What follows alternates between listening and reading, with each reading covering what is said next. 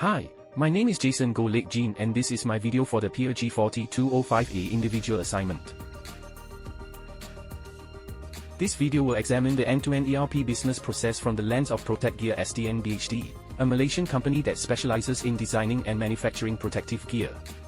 As the company grows, it has replaced legacy systems and processes with ERP modules and processes to meet increased demand. Hi, I am Mr. Kumar, CEO of Protect, and I will be guiding you through this section.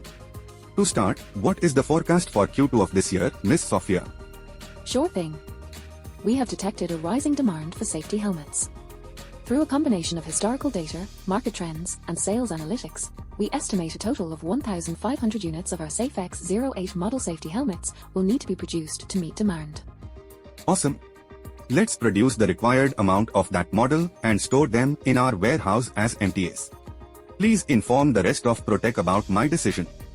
On it, sir.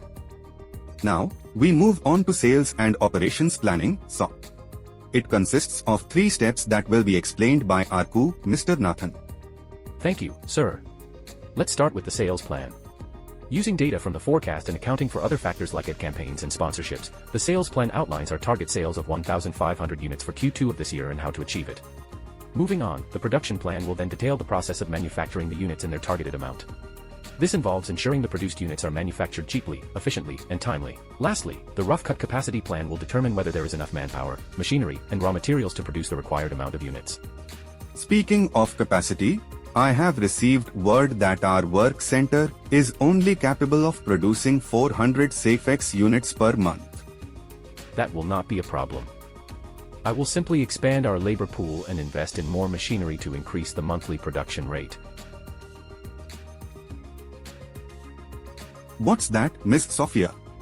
Gamuda Berhad has placed an order for 300 units of our SafeX08 helmets. Excellent. Thank you, Ms. Sophia. This makes a nice segue to the next step in the ERP process. Demand management is the process of forecasting, planning and managing customer demands for a business products and services. More importantly, it is the link between strategic planning and detailed planning. This process can be done manually or using previous planning results like SOPs and forecasts and typically results in a demand program. The demand program is generated from a combination of planned independent requirements, PIR, which refers to our Q2 forecast of selling 1500 units in this case, and customer independent requirements, CIR, referring to Gamuda Berhad's order of 300 units. They are then fed into MPSs and MRPs, which form the bedrock of the next major stage of the ERP process, detailed planning.